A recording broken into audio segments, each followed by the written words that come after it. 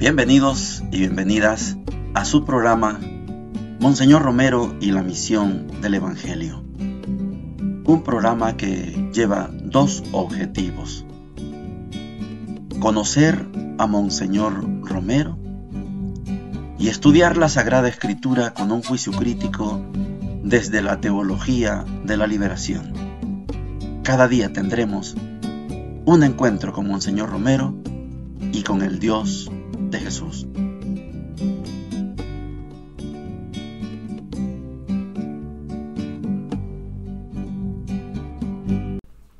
Hola, ¿qué tal?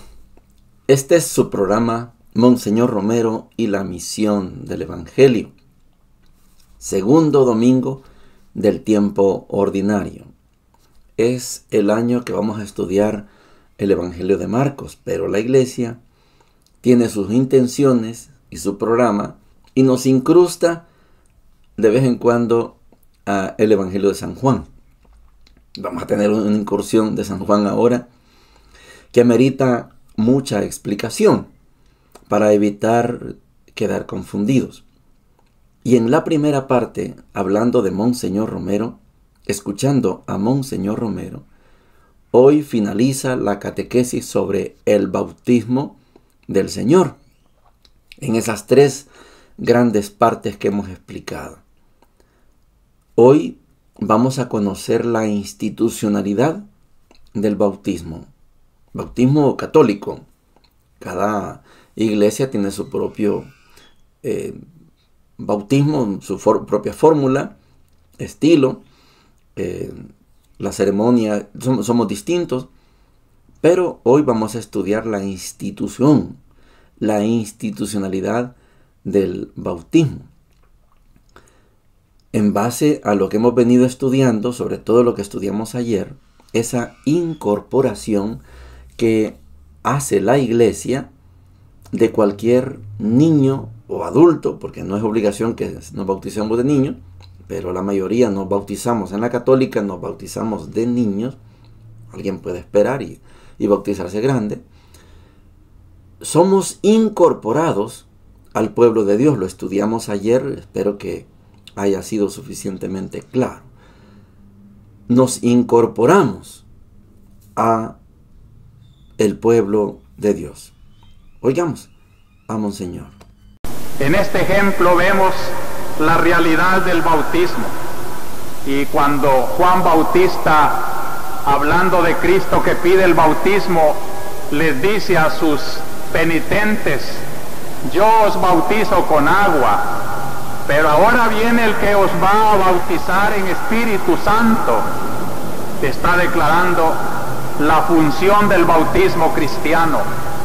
El bautismo cristiano nos hace partícipes de esa unción de Cristo. Cristo fue ungido no en el Jordán, sino en el mismo instante de su concepción, en las entrañas de María Santísima. Por eso el ángel, cuando le dice a María que va a concebir un ser misterioso, le dice: lo santo que nacerá de ti será llamado Hijo de Dios, porque el Espíritu Santo es el que ha operado ese milagro de hacerte madre, dejándote virgen, y que el producto de tus entrañas no sea simplemente un hombre, sino un ungido, un rey celestial, en envoltura de carne humana, el Mesías.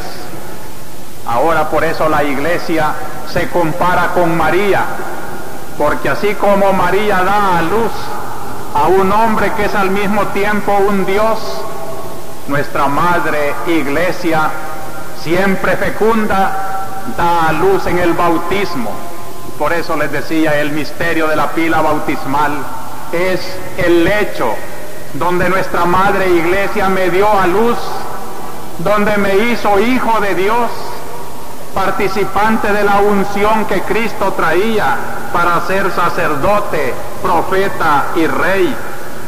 Por eso se han fijado, cuando sacan al niño de la pila bautismal, el sacerdote ungiéndole con aceite que se llama crisma, quiere decir Cristo, unción.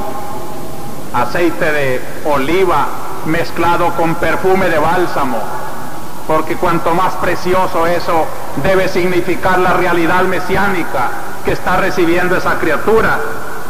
El sacerdote le dice, llenándole de aceite la coronilla de su cabeza al niño: Dios Todopoderoso, Padre de nuestro Señor Jesucristo, que te ha librado del pecado, porque el bautismo lo ha limpiado del pecado original, y te ha dado nueva vida, la vida de Cristo, el ungido, por el misterio del agua y del Espíritu Santo, te consagre con el crisma de la salvación, para que entres hoy mismo a formar parte de su pueblo y seas para siempre miembro de Cristo, sacerdote, profeta y rey.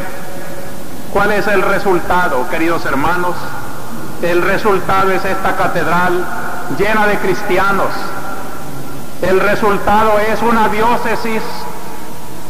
Muchas comunidades me están escuchando en este momento. Pienso en ustedes, queridos cristianos, hasta del más apartado rinconcito de la diócesis. El resultado del bautismo son ustedes, comunidades cristianas, que pueden decir con toda verdad: estamos ungidos, somos participantes de Cristo, profeta, sacerdote y rey. Y por eso la Iglesia, con sus obispos, sacerdotes, religiosas, colegios católicos, organizaciones, instituciones, familias, es la Iglesia sacerdotal, profética, real. Somos familia de reyes, somos descendientes de ungidos, somos participantes de sacerdocio.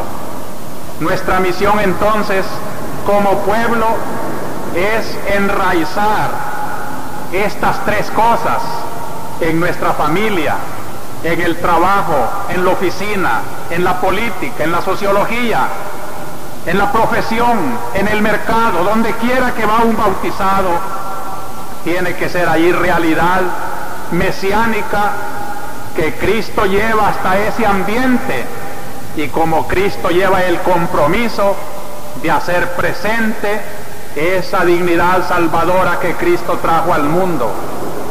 Qué hermoso es contar con un pueblo, con una iglesia que va tomando día a día la conciencia de esa función de su bautismo. Les decía que estamos en la parte final de esta catequesis, la catequesis que Monseñor Romero nos ha brindado a lo largo de toda la semana, desde el domingo hasta el domingo. Nos ha dado una catequesis sobre el bautismo.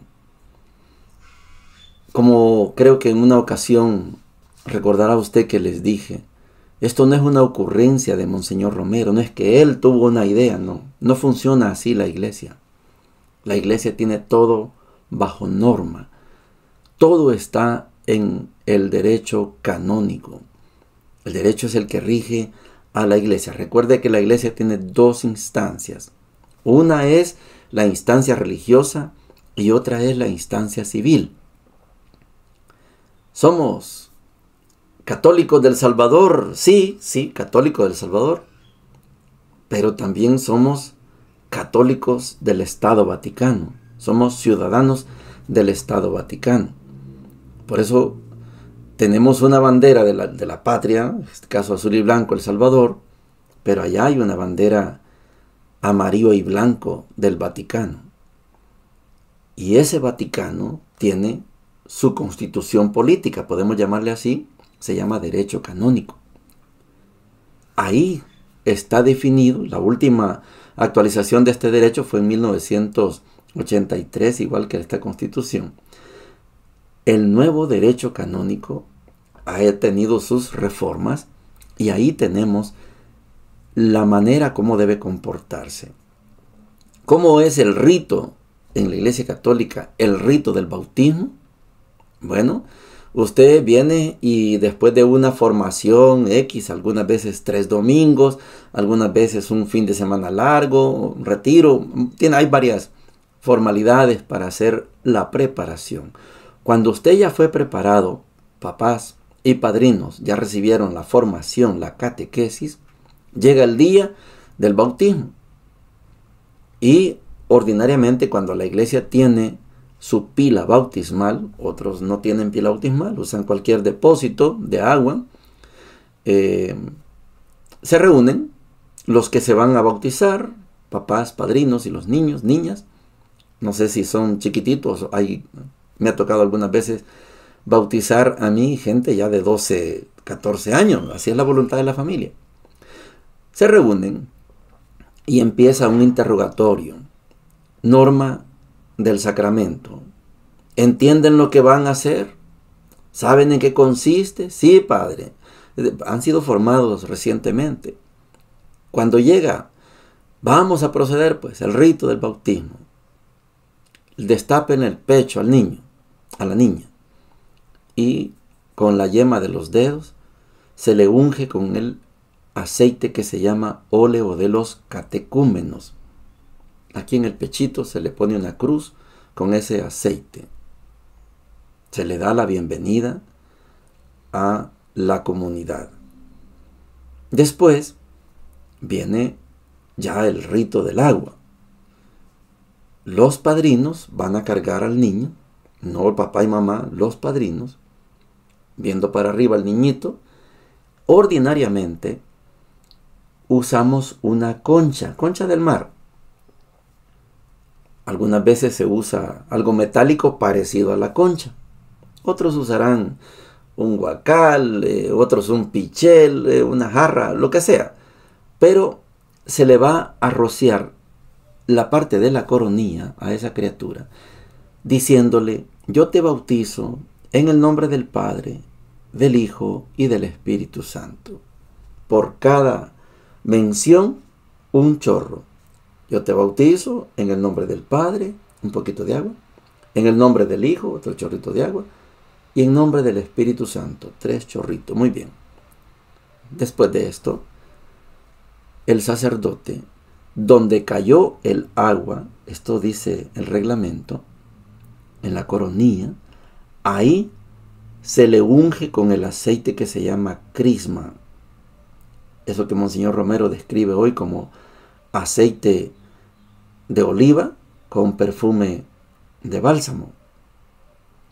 Ese crisma es el sello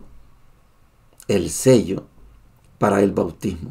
Significa que nada ni nadie borra ese bautismo. Como mucha gente no está formada, un católico deja de ser católico y se hace de una iglesia cualquiera evangélica, allá hacen una gran ceremonia y el hermano, bienvenido, lo vamos a bautizar, lo vuelven a bautizar, no le borran el bautismo, ya fue bautizado. Cuando un hermano de la iglesia evangélica nació evangélico y se hace católico, aquí no se le bautiza, porque ya fue bautizado allá. Nosotros tenemos esa norma excelente como iglesia. Yo quería detenerme en esta institucionalización, les decía, porque fíjese que la fórmula no es cualquier cosa. Esto no es que el monseñor se le ocurrió, no. Está establecida la fórmula de bautizo. Oiga, Dios Todopoderoso, Padre de nuestro Señor Jesucristo, que te ha librado del pecado y te ha dado nueva vida, por el misterio del agua y del Espíritu Santo, te consagre con el crisma de la salvación para que entres a formar parte de su pueblo y seas para siempre miembro de Cristo, sacerdote, profeta y rey. Esta es la fórmula. Como cuando vamos a confesarnos. Dios Todopoderoso que reconcilió con Cristo, es decir, es una fórmula, ya está establecida. no es lo que me inspire Dios. No, no, no. Está establecido, es una fórmula. Pero lo bonito de esto es que Jesucristo fue sacerdote, profeta y rey. Es que Jesucristo es profeta, sacerdote, rey. Es que Jesucristo será sacerdote, profeta y rey. Eso no se lo borra absolutamente nadie. Cuando yo me bauticé, ni me di cuenta, como dice Ricardo Arjona. Sí, no me di cuenta. Pero fui incorporado. A mí qué me importa si me doy cuenta o no. Hay una comunidad que me recibe. Hay una iglesia. Por eso Monseñor compara, institucionalmente compara a la iglesia con María. María dio a luz al Hijo de Dios. La iglesia da a luz a todos los bautizados. Porque nos hace pueblo de Dios. Nos hace hijos de Dios. Esta institucionalización del bautismo es bonita porque desde que nos bautizamos, no importa si usted se dio cuenta o no se dio cuenta, somos sacerdotes, profetas y reyes. Y eso nadie, absolutamente nadie lo borra. Ni con 20,000 bautismos, no se borra. Porque es de una vez y para siempre. Yo sé que algunos en la iglesia evangélica, católica, cristiana no católica, nunca usan el aceite, solo usan el agua. Es una decisión de ustedes. Pero nosotros usamos el aceite antes, el aceite de los catecúmenos, y el aceite después, el santo crisma. Ese crisma que nos ponemos en la cabeza es el mismo que usamos cuando nos confirmamos. Nos hacen una cruz con ese crisma en la frente. Recibe el Espíritu Santo. ¡Pam! Me pegan una cachetada para decir, ya está grande, despierta. Y cuando nos consagramos sacerdotes, nos ungen las manos, no la frente, no la coronilla, las manos. Porque con estas manos vamos a consagrar la hostia y el vino, y por estas manos, con esa fórmula, se llama la fórmula consecratoria, con esa fórmula, el pan se convierte en cuerpo de Cristo y el vino se convierte en sangre de Cristo. Si usted quiere creer, bueno, y si no, no crea. Pero esto es así, es un sacramento. El crisma que nos ponen en el bautismo es el mismo que nos ponen en la confirmación y el mismo que nos ponen a los que nos hemos ordenado sacerdotes y obispos en las manos como unción sacerdotal. Les quería explicar esto porque yo sé que en muchos lugares dan por supuesto el bautismo y es lo mismo bautizarse aquí que allá. Sí, solo cuiden la forma. Fíjese que nosotros en la Iglesia Católica conservamos este modo de bautizar, no en un río, no en una poza, se podría hacer, pero no lo hacemos. ¿Sabe por qué? Bautizamos con un chorrito de agua, nombre del Padre, otro chorrito de agua el Hijo, otro, porque en los tiempos de persecución, cuando el Imperio Romano quería acabar con el cristianismo, tardó casi 300 años persiguiendo cristianos. Los cristianos se metieron en las catacumbas, en unas grandes cuevas, secretamente. Y allá al fondo de la cueva, ahí en secreto, bautizaban con una conchita. Yo te bautizo en el nombre del Padre, del Hijo y del Espíritu Santo. Lo conservamos en honor a esos miles de mártires que nos mató el Imperio Romano cuando quería acabar con el cristianismo. Y no lo logró. Y en honor a esos mártires conservamos esta modalidad, esta formalidad del bautismo con poquito de agua. Podríamos ir a la poza, a una piscina, al mar, al lago. Podemos, pero no queremos.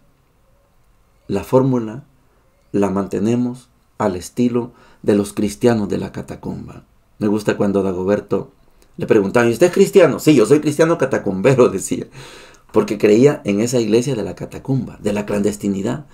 Y algunas veces, más de alguno de los que estaban en la catacumba, débil, traicionaba al grupo y entraba el ejército y mataba a todos los de la catacumba, a todos los que estaban en la cueva.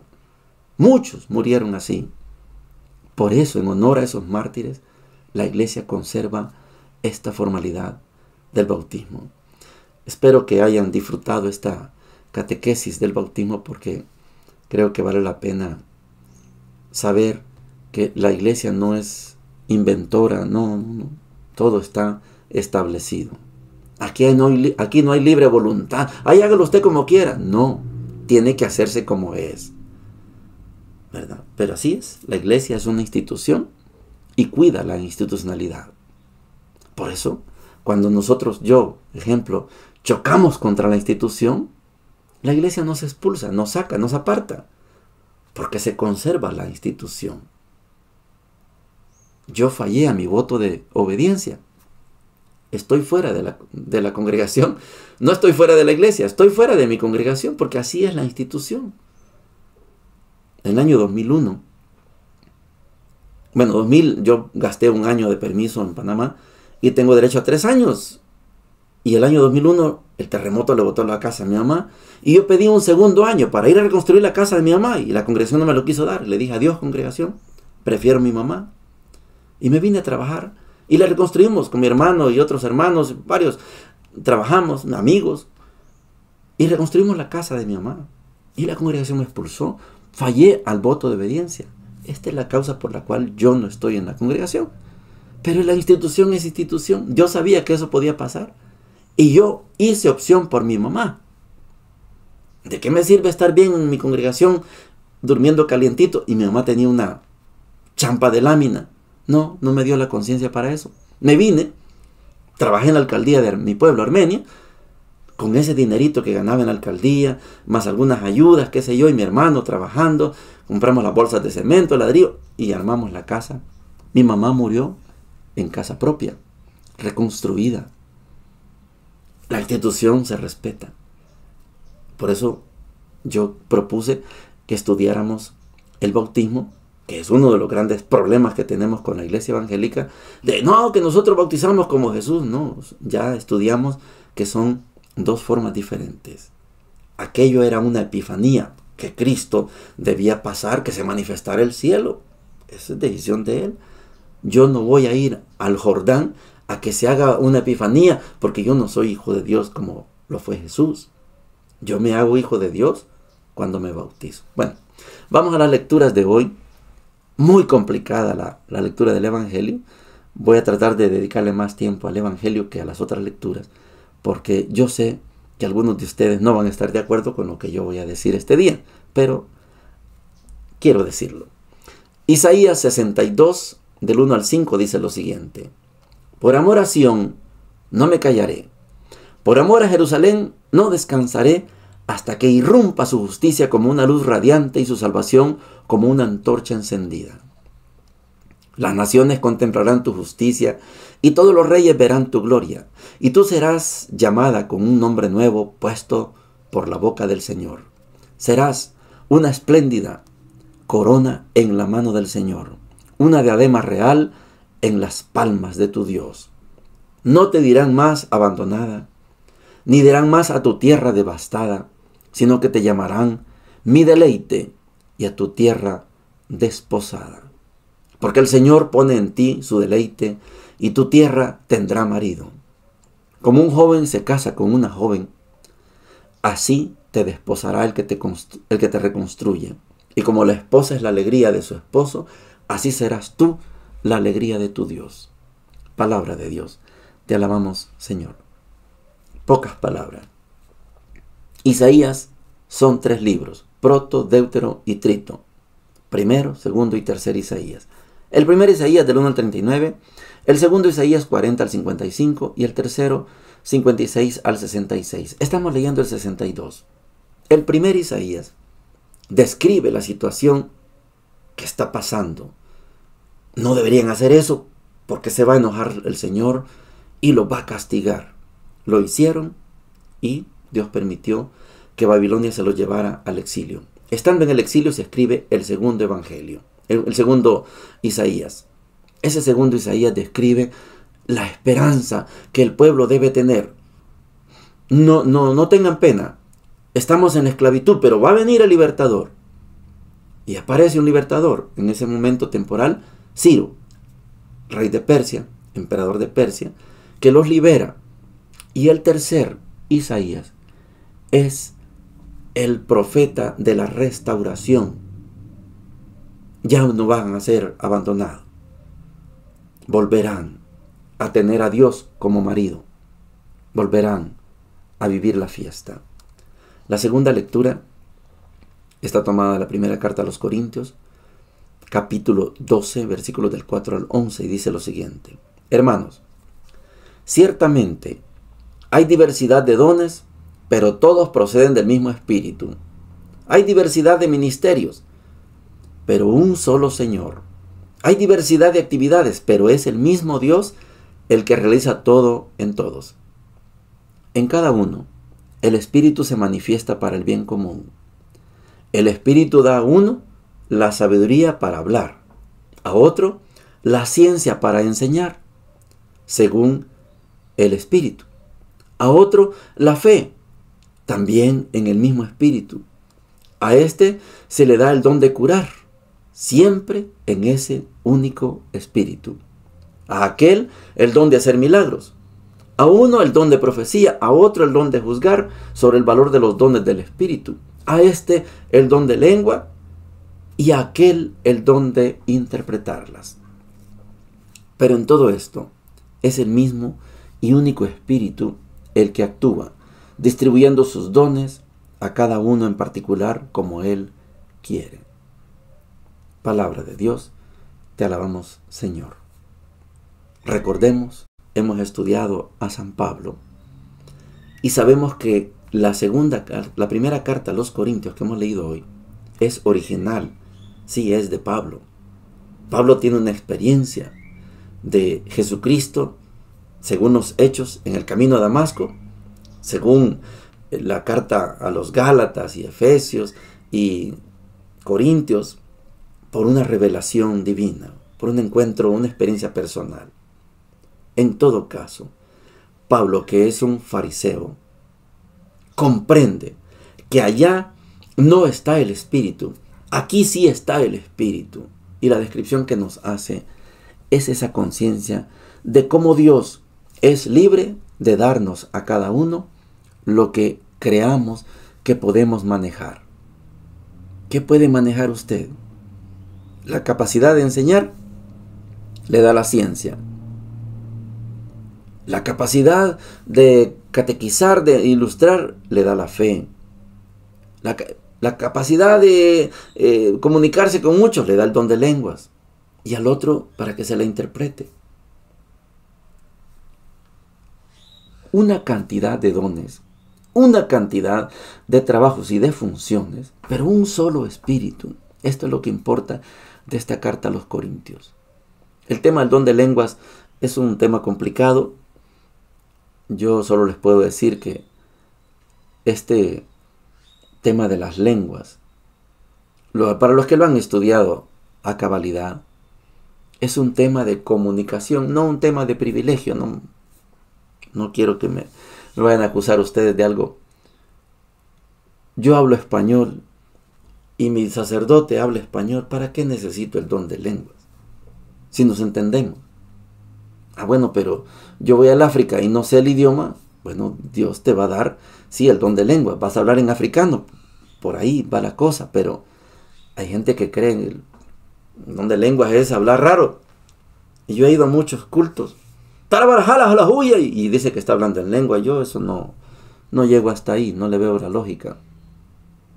Porque para mí, si usted habla español y yo hablo español, yo le entiendo y usted me entiende, no necesitamos el don de lenguas. En un momento San Pablo dice, si alguien habla en don de lenguas y no hay quien lo interprete, cállese. Porque no necesitamos ese don de lenguas. No hay quien lo interprete. ¿Qué sé yo qué quiere decir Tarbarajala Marajuya? Yo no sé qué dicen. Pero ahí en el mercado, cuando paso por los puestos, ahí hacen culto y escucho el don de lenguas, dicen ellos. Ahí están hablando en lenguas. El pastor dice, el Señor quiere su palabra, y dice unas cosas que saber qué son. Pero él cree que está hablando en lenguas. Pero debería hablar en español si todos los del mercado hablamos español. Lo central de esta carta, de esta primera carta a los Corintios, capítulo 12, es que todo lo que sucede por la voluntad de Dios, guiado por el mismo Espíritu. Me quedo con eso. El Evangelio de hoy, complicadísimo, San Juan capítulo 2, versículos del 1 al 11, dice lo siguiente. Se celebraron unas bodas en Caná de Galilea y la madre de Jesús estaba ahí. Jesús también fue invitado con sus discípulos. Y como faltaba vino, la madre de Jesús le dijo: no tienen vino. Jesús le respondió: mujer, ¿qué tenemos que ver nosotros? Mi hora no ha llegado todavía. Pero su madre dijo a los sirvientes: hagan todo lo que él les diga. Había ahí 6 tinajas de piedra destinadas a los ritos de purificación de los judíos, que contenían unos 100 litros cada una. Jesús dijo a los sirvientes: llenen de agua esas tinajas. Y las llenaron hasta el borde. Saquen ahora, agregó Jesús, y lleven al encargado del banquete. Así lo hicieron. El encargado probó el agua cambiada en vino, y como ignoraba su origen, aunque lo sabían los sirvientes que habían sacado el agua, llamó al esposo y le dijo: siempre se sirve primero el buen vino, y cuando todos han bebido bien, se trae el de inferior calidad. Tú, en cambio, has guardado el buen vino hasta este momento. Este fue el primero de los signos de Jesús, y lo hizo en Caná de Galilea. Así manifestó su gloria, y sus discípulos creyeron en él. Palabra del Señor. Gloria y honor a ti, Señor Jesús. Podríamos pasar horas, se los juro. Podríamos pasar horas y no agotaríamos este tema. Pero yo voy a plantear. Me voy a extender más tiempo de lo acostumbrado. Pero voy a plantear. Recuerde que no es lo mismo el evangelio sinóptico, Mateo, Marcos, Lucas, que el evangelio de Juan. Solo esto es una gran dificultad. Aquellos describen lo que pasó. Jesús caminó sobre el agua, pasó. Sanó a un endemoniado, pasó.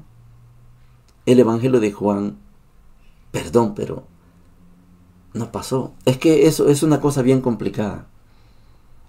El evangelio de Juan es un evangelio escrito para que usted, que no tiene fe, al ver las señales, usted tenga fe, usted crea. Eso es lo fundamental del evangelio de Juan. Allá no. En los 3 sinópticos, el milagro se da porque yo tengo fe. El primer punto. Este es el evangelio de Juan. Acaba de pasar el capítulo 1. El prólogo. En el principio el verbo, ya lo estudiamos. ¿Escogió a discípulos? No. Los discípulos lo escogieron a él. Es otro rollo. Otra historia. Los discípulos de Juan miran qué pasa a Jesús. Maestro, ¿dónde vives? Vengan y lo verán. Ahí va. Van los 2 discípulos. Uno de esos es Felipe. Y Felipe invita a Natanael. Hemos tenido apenas 4 discípulos. Felipe, Natanael, que es el mismo Bartolomé, y Andrés y Pedro. Ya están en Caná de Galilea y hay una boda. Primero, no pensemos que Jesús fue invitado a una boda. No hay que entenderlo así. No tiene que estar usted de acuerdo, solamente quiero planteárselo. Esto es otra cosa. Hay 6 tinajas de piedra dedicadas a la purificación. María, la madre de Jesús, está en esa boda. ¿Qué está haciendo ahí María? Si Jesús andaba solo, cuando pasó frente a Juan, Jesús iba solo. Lo siguieron 2 discípulos, después trajeron otros 2. ¿Qué está haciendo ahí María? El evangelio dice, la madre de Jesús, pero cuando ella le dice a Jesús, no tienen vino, Jesús le dice, mujer, no le dice mamá, mujer, no ha llegado mi hora. Si Jesús, en el evangelio de Juan, hemos visto, no tiene Navidad, no nació en un pesebre, no le habló el ángel a María, no, nada de eso. Entonces, esto es una composición literaria. Y si es una composición literaria, no existe tal boda. El Evangelio está puesto para explicarlo de esta manera. Voy a tratar de ir terminando, solo voy a plantearlo, no voy a desarrollar todo, pero sucede que hay 6 tinajas y el número 6 en la Biblia, usted lo puede buscar en cualquier otro lado, solo existe en el tiempo, en la semana de la creación. El primer día hizo esto, el segundo día, el sexto día hizo al hombre y la mujer, y el séptimo día descansó. Hay 6 tinajas de piedra dedicadas a la purificación. Llenen esas tinajas de agua. Aquí hay una horchata que hace Jesús tremenda. Esas tinajas que sirven para la purificación, llénenlas de agua. Y el agua se convierte en vino. Y como Juan es simbólico, usa muchos signos, voy a tratar de explicar la diferencia. Símbolo es algo que significa algo para mí. Signo es lo que significa para todos. Ahí están 6 tinajas dedicadas a la purificación. Y Jesús, no ha llegado mi hora, pero María le dice, hagan lo que Él les diga. Lo obligó, así es la escena. Y le dijo, llenen esas tinajas hasta el borde, hasta el tope. Llénenlas hasta el tope. De agua, no de aceite de purificación. No, de agua. 600 litros de vino. Vaya, lleven la prueba al mayordomo.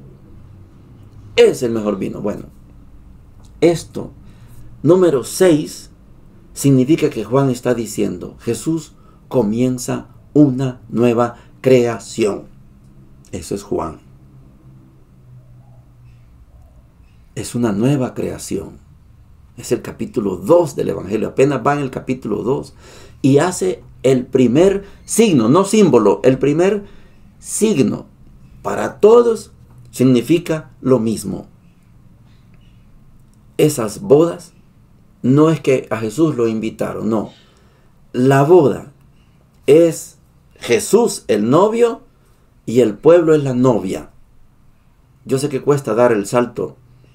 Si lo invitaron a una boda, bueno, ¿yo qué tengo que ver con eso? ¿Y por qué le tengo que resolver el problema de alguien que no previó que lo hubiera regañado? Pero es una boda. Pero no fue que 2 muchachos se casaron. No.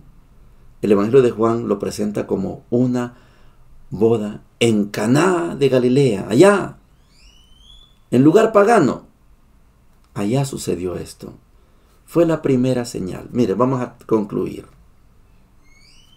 Con 3 conclusiones. Una, es el mejor vino. No lo puede superar nadie. El vino que habían conseguido, seguramente ellos pensaron que era el mejor, ya se había acabado. Y ahora llega el mejor vino, categoría de mejor. Segunda cosa, 600 litros es una barbaridad de vino. Hay fiestas que con una botella de vino, con una botella de guaro, traduzcámoslo, pasan toda la noche, es una 600 litros. El símbolo es, otra vez el 6, es abundancia. Es el mejor y es abundante. Y tercero, es el primer signo. Y como es el signo que significa para todos, nadie puede hacer un mejor vino, porque este es el vino de la nueva alianza. Este es el vino de la nueva creación. No hay en el mundo nadie que pueda hacer algo mejor, algo tan abundante, porque esto es definitivo. Esto es la boda de Caná. Amerita mucho más tiempo, lógicamente no podemos, pero les he robado más minutos de lo ordinario, pero quería explicarles esto como una propuesta de interpretación. No pensemos que fue una fiesta de un niño con una niña que se casaron y vamos a emborracharnos y a Jesús le invitan y también se emborrachan. No, no es esa la figura. Es una boda en la que el novio es Jesús y la novia es el pueblo, como lo decía Isaías, capítulo 62. Ya no te llamarán abandonada. Llegó tu marido. Jesús se casa con el pueblo. Esto es San Juan, capítulo 2. Les quiero contar que hemos cambiado un poco la fecha para ir a Nicaragua. Nos queremos ir el 29 de enero, 30, 31 y venimos el 1 de febrero. Trate de apuntarse. Vamos a ver si logramos con este viaje coincidir. Vamos a ir miércoles, jueves, viernes y sábado. No domingo, porque me han dicho que domingo hay que hacer trabajos y por eso prefieren de miércoles a sábado. Bendiciones para todos y para todas. Hemos presentado Monseñor Romero y la misión del Evangelio. Hasta la próxima.